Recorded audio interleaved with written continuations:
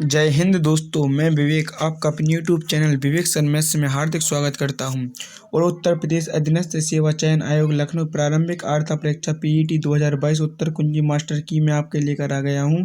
16/10/2022 की प्रथम पाली की है। और इससे पहले यदि आपने और मास्टर की जो मैं इससे पहले 3 डाल चुका हूँ, यदि नहीं देखी हो तो जाके आप कृपया देख लें और जो आपकी हो आप उससे अपना मैच कर लें।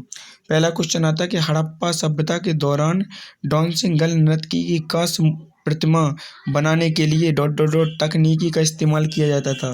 तो ये था मोम लोपी डलाई या कास्टिंग नीति इसको कहा जाता था। आगे आता है कि गौतम बुद्ध को ज्ञान की प्राप्ति किस नदी के तट पर हुई थी? तो निरंजना नदी के तट पर हुई थी। हर्षवर्धन के शासन काल के दौरान निम्नलिखित में से कौन सी नई राजधानी जो थानेश्वर से स्थानांतरित की थी? तो वो क्या थी? कन्नौज थी। कौन थी? कन्नौज थी। क्वेश्चन आगे आता है निम्नलिखित में से किस सेना की ताकत छापा मार या गुर्रिल्ला रणनीति थी? तो जीत किसकी थी? मराठा की, जिसका नेतृत्व शिवाजी ने किया है। आगे आता है कि निम्नलिखित में से ब्रिटिश ने निम्नलिखित में से किस भाषा को भारतीय समाज में प्रस्तुत करने की उत्सुकता दिखाई? वो थी अंग्रेजी। पूर्ण स्वराज की मांग रखने वाले प्रथम कार्यकर्ता कौन थे? हजरत मोहानी थे। कौन थे? हजरत मोहानी थे। अगला आता है कि निम्नलिखित में से किसे स्वदेशी आंदोलन का प्रमुख कारण माना जाता है? तो जो था बंगाल विभाजन, जो कि कब तक? करजन के समय में हुआ था 1905 में। खिलाफत मुद्दे को उठाने के लिए महात्मा गांधी के निर्णय के पीछे मुख्य कारण था। खिलाफत मुद्दे को उठाने के लिए महात्मा गांधी के निर्णय के पीछे मुख्य कारण क्या था? तो हिंदू मुसलमानों के बीच अधिक एकता लाने के लिए। खिलाफत आंदोलन किस लिए? हिंदू मुसलमानों के बीच अधिक एकता लाने के लिए उठाया गया था। भारत सरकार अधिनियम 1935 के प्रावधानों में ब्रिटिश सरकार के अंतिम अधिकार का एक उदाहरण कौन था? तो ये था प्रांतीय सरकारों पर गवर्नरों की विशेष शक्तियाँ। प्रांतीय सरकारों पर गवर्नरों की विशेष शक्तियाँ, ये था भारत सरकार अधिनियम 1935 के प्रावधानों में ब्रिटिश सरकार के अधिकार का एक उदाहरण था। आगे आता है कि फॉरवर्ड ब्लॉक की स्थापना किसने की थी? सुभाष चंद्र बोस ने 1939 में फॉरवर्ड ब्लॉक की स्थापना की थी। 1939 में स्थापना की। 1938 में त्रिपुरा अधिवेशन की क्या थी? त्रिपुरी के अध्यक्ष थे। लक्षद्वीप की राजधानी क्या है? कवरत्ती है। भारत में निम्नलिखित में से किस स्थान पर दिनों रात तापमान में व्यापक अंतर पाया जाता है? थार मरुस्थल में। कहाँ पाया जाता है? थार मरुस्थल में, थार डेजर्ट में। विश्व को कितने प्रमुख काल क्षेत्रों या टाइम जोनों में विभाजित किया गया है? तो कितने में किया गया है? 24 में। निम्नलिखित में से कौन जनसंख्या का परिवर्तन का घटक नहीं है? तो जो है रुग्णता। कौन है? रुग्णता। उस जंगल का नाम बताइए जिसे पृथ्वी ग्रहों के फेफड़ों के रूप में जाना जाता है। तो अमेजन वर्षा वन को पृथ्वी ग्रह के फेफड़ों के रूप में जाना जाता है, अमेजन वर्षा वन को, जो कि ब्राजील में है। स्थिरता के साथ विकास के उद्देश्य से निम्नलिखित में से कौन सी पंचवर्षीय योजना शुरू की गई थी? तो ये थी चौथी पंचवर्षीय योजना। स्थिरता के साथ विकास के उद्देश्य से निम्नलिखित में से कौन सी पंचवर्षीय योजना शुरू की गई थी? ये थी चौथी पंचवर्षीय योजना। अगला आता है कि निम्नलिखित में से किसमें व्यक्तियों या व्यक्तियों के समूह के स्वामित्व वाले व्यवसाय शामिल हैं? जी, निजी क्षेत्र में। इसमें कहा कि व्यक्तियों और व्यक्तियों के समूह के स्वामित्व वाले हैं, जो कहाँ पर? निजी क्षेत्र में है। आगे आता है निम्नलिखित में से किसे भारत में हरित क्रांति के जनक के रूप में जाने जाते हैं? MS स्वामीनाथन। निम्नलिखित में से किस अधिनियम ने बैंकों के राष्ट्रीयकरण के लिए शर्तें निर्धारित की थी? ये था बैंकिंग कंपनी उपक्रमों का अधिग्रहण हस्तांतरण अधिनियम 1970 में। आगे आता है 1991 में नई आर्थिक नीति NEP के तहत उदारीकरण और निजीकरण की पहल का प्राथमिक परिणाम निम्नलिखित में से कौन सा था? ये था वैश्वीकरण। कौन था? वैश्वीकरण। निम्नलिखित में से कौन सी भारतीय संविधान की मुख्य विशेषता नहीं है? तो ये द्विस्तरीय सरकार। यहाँ पर कौन सी चलती है? द्विस्तरीय नहीं बल्कि एक स्तरीय सरकार चलती है, एकल नागरिकता चलती है। भारतीय संविधान के लिए DPSP राज्य के नीति निर्देशक तत्व निम्नलिखित में से कहाँ से लिए गए थे? आयरलैंड। 36 से 51 तक, भाग 4। भारतीय संविधान के अनुच्छेद 19 में वाक और अभिव्यक्ति की स्वतंत्रता है। वाक और अभिव्यक्ति की स्वतंत्रता 19 में है। आगे आता संसदीय प्रणाली में कार्यपालिका किसके प्रति उत्तरदायी होती है? संसदीय प्रणाली में कार्यपालिका विधानमंडल के प्रति उत्तरदायी होती है। भारत की पंचायती राज व्यवस्था में कितने स्तर हैं? 3 स्तर हैं, जो कि बलवंत राय मेहता समिति के ऊपर आई थी। इसमें कितने स्तर हैं? 3 स्तर हैं। 1 हॉर्स पावर लगभग कितने वाट के बराबर होता है? 1 हॉर्स पावर कितने वाट के बराबर होता है? 746 वाट के बराबर होता है। निम्नलिखित में से कौन सी एक रासायनिक अभिक्रिया नहीं है? तो पानी का भाप में रूपांतरण एक रासायनिक अभिक्रिया नहीं है। निम्नलिखित में से कौन सी एक रासायनिक अभिक्रिया नहीं है? पानी का भाप में रूपांतरण एक रासायनिक अभिक्रिया नहीं है। पायरिया निम्नलिखित में से किसका रोग है? पायरिया मसूड़ों का रोग है। पायरिया किसका रोग है? मसूड़ों का रोग है। फिलोएम एक ऊतक है। फिलोएम एक ऊतक है जो निम्नलिखित में से किसमें पाया जाता है? पौधों में पाया जाता है। अगला क्वेश्चन आता है कि निम्नलिखित में से कौन सा एसिड कार बैटरी में प्रयोग किया जाता है? तो जिसका नाम है सल्फ्यूरिक अम्ल, जिसका सूत्र होता है H2SO4 होता है। निम्नलिखित में से कौन सा भिन्न सबसे बड़ा? 7/8 ये सबसे बड़ा भिन्न था। इसका 3.2 A का क्यूब माइनस B का क्यूब से ये बन जाना था। ये सवाल आप लोग बड़ी आसानी से लगा सकते थे। आगे आता है 19 का कितना प्रतिशत? तो 40% हमने उस वाली वीडियो में लगवाया था। 60 से 80 के बीच सभी अभाज्य संख्याओं का औसत 70.2 था। आगे आता है इसका आंसर जी था। सद्भावना का संधि विच्छेद क्या है? सत धन भावना है। श्वेत और श्वेत में सफेद माने होता है सफेद और श्वेत माने होता है पसीना। आगे आता है खाक में मिलना, सब कुछ नष्ट हो जाना। खाक में मिलना क्या होता है? सब कुछ नष्ट हो जाना। खाक में मिलना क्या होता है? सब कुछ नष्ट हो जाना, खाक में मिलना। अगला आता है कि जो पर्यायवाची शब्द है, तो अनिल काय का है? आपको पता है हवा का पर्यायवाची शब्द है अनिल। अगला आता है गुप्त का विलोम। गुप्त का विलोम क्या होता है? प्रकट। इंग्लिश क्या ये देखते हैं। इसका पहला अस्थमा था, दूसरा ए था, तीसरा एक्जिल था, चौथा जॉय था, फिर ये था रीजनिंग के प्रश्नों को जल्दी से देखते हैं।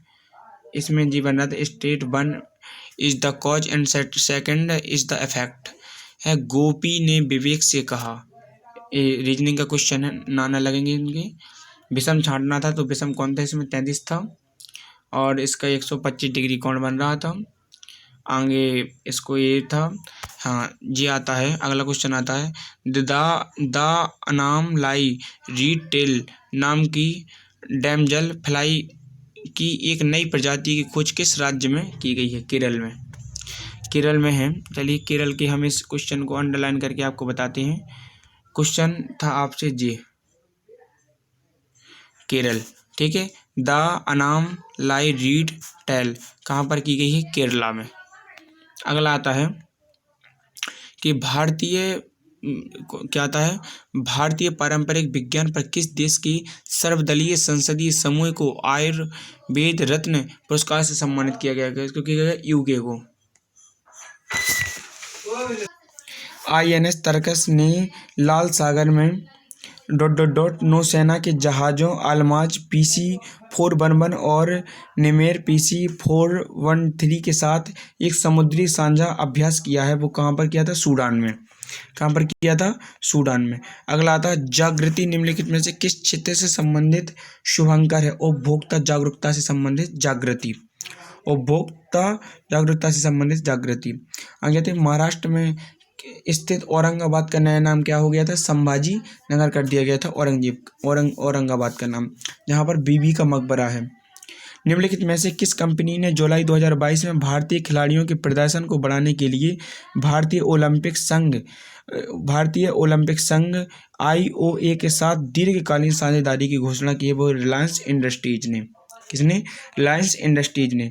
टाटा पावर सोलर ने किस राज्य में भारत की सबसे बड़ी फ्लोटिंग तैरती ऊर्जा परियोजना शुरू की है? जी कहाँ की है? केरल में।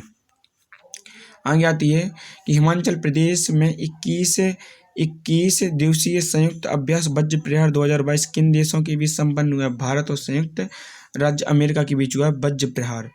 डाक कर्मयोगी पोर्टल का उद्देश्य है कि लगभग 4 लाख ग्रामीण डाक सेवाओं की क्षमताओं में वृद्धि करना।